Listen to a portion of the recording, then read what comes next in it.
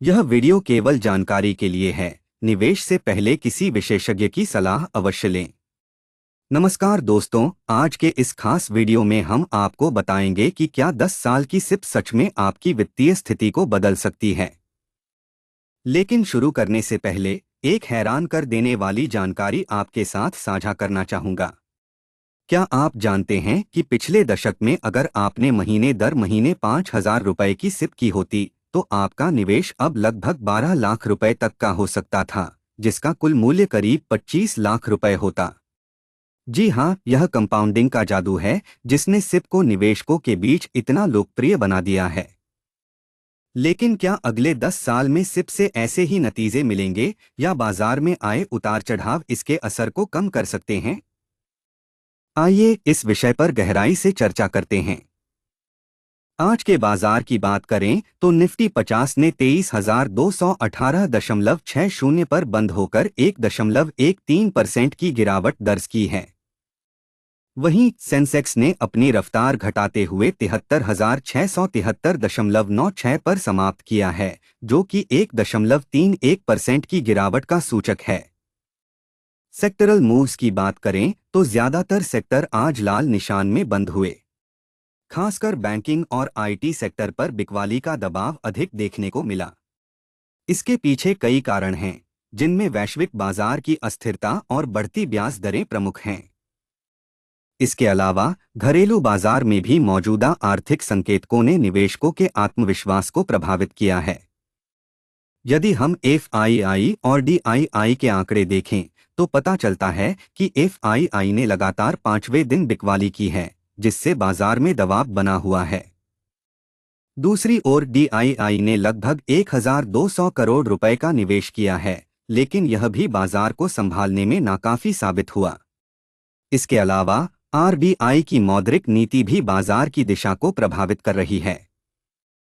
हाल ही में आरबीआई ने अपनी मौद्रिक नीति में कोई भी बड़ी कटौती नहीं की है, जिसके कारण बाजार में निराशा का माहौल बना हुआ है। यह स्थिति तब उत्पन्न होती है जब निवेशकों को ब्याज दरों में कमी की उम्मीद होती है, लेकिन ऐसा नहीं होता। इतिहास की ओर देखें तो हमें समझ आता है कि ऐसे समय में सिर्फ निवेशकों के धैर्य का परीक्षण होता है। पिछले 10 वर्षों में भी कई बार बाजार में गिरावट आई है, लेकिन लंबी अवधि में सिप ने अच्छा रिटर्न दिया है। वैश्विक दृष्टिकोण से अगर देखें तो अमेरिका और यूरोप के बाजारों में भी अनिश्चितता का माहौल बना हुआ है, जिसका असर भारतीय बाजार पर भी पड़ रहा है। अगले 6 से 12 महीनों में अगर वैश्विक आर्थिक स्थिति सुधरती है तो भारतीय बाजार में भी सकारात्मक सुधार देखने को मिल सकता है। इस समय निवेशकों को धैर्य बनाए रखना चाहिए और अपने दीर्घकालिक लक्ष्यों पर ध्यान केंद्रित करना चाहिए, क्योंकि बाजार का यह चक्र हमेशा चलता रहता है। इसके गहराई में जाने पर एक बात समझ आती है जो अक्सर खुदरा निवेशक अनदेखी कर देते हैं। स्मार्ट मनी या संस्थागत निवेशक वर्तमान समय में अपनी रणनीति में किस प्रकार के बदलाव कर रहे हैं, यह जानना अत्यंत महत्वपूर्ण है। जब बाजार में अनिश्चितता बढ़ती है तो ये बड़े खिलाड़ी अपने पोर्टफोलियो में विविधता लाने के लिए सुरक्षित निवेश विकल्पों की तलाश करते हैं। वे लंबी अवधि की स्थिरता को प्राथमिकता देते हुए उच्च गुणवत्ता वाले ब्लूचिप शेयरों और भरोसेमंद म्यूचुअल फंड्स में निवेश कर रहे हैं। इसके अतिरिक्त वे अपने जोखिम को कम करने के लिए नए और उभरते बाजारों में भी निवेश कर रहे हैं। संस्थागत निवेशक अपनी रणनीतियों को सावधानीपूर्वक संशोधित करते हैं और खुदरा निवेशकों को भी यह समझना चाहिए कि बाजार के उतार चढ़ाव के समय धैर्य और दीर्घकालिक दृष्टिकोण बनाए रखना कितना महत्वपूर्ण है। अब सवाल यह आता है कि यह सब एक वेतनभोगी व्यक्ति की सिप, म्यूचुअल फंड की नाव या इक्विटी पोर्टफोलियोज को कैसे प्रभावित करता है। जब निफ्टी 50 आज के दिन 1.13% की गिरावट के साथ 23,218.60 पर बंद हुआ है और सेंसेक्स में 1.31% की गिरावट दर्ज की गई है, तो यह स्पष्ट है कि बाजार में अस्थिरता का दौर जारी है। पिछले 30 दिनों में निफ्टी 50 ने 3.73% की गिरावट देखी है, जिससे निवेशकों की संपत्तियों पर प्रतिकूल प्रभाव पड़ा है। उदाहरण के तौर पर, अगर किसी निवेशक की म्यूचुअल फंड में 1 लाख रुपए की राशि है तो पिछले महीने में उसकी नव में लगभग 3,730 रुपये की गिरावट आ सकती है। यह गिरावट अल्पकालिक दिख सकती है, लेकिन दीर्घकालिक निवेशकों के लिए यह एक सुधार का अवसर हो सकता है। आपको इस सप्ताह विशेष रूप से 3 कदम उठाने चाहिए।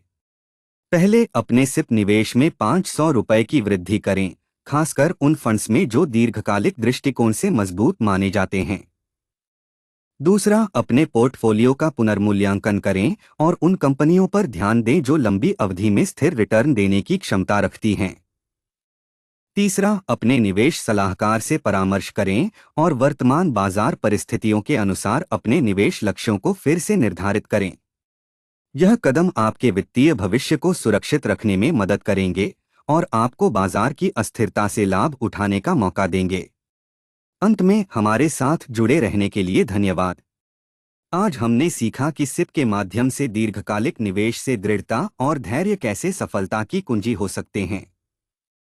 स्मार्ट मनी की रणनीति से सीख लेकर और अपने निवेश को समय पर पुनर्मूल्यांकन कर आप अपने वित्तीय लक्ष्यों को प्राप्त कर सकते हैं। और अंत में एक ध्यान देने योग्य सवाल, क्या आप अपनी सिप को बढ़ाने के लिए तैयार हैं? कृपया अपनी राय नीचे कमेंट्स में साझा करें। हमें लाइक और सब्सक्राइब करना न भूलें ताकि हम आपको लगातार अपडेट्स और विशेषज्ञ सलाह प्रदान करते रहें। जीरो टू वेल्थ के साथ जुड़े रहें और अपने वित्तीय सफर को सफल बनाएं।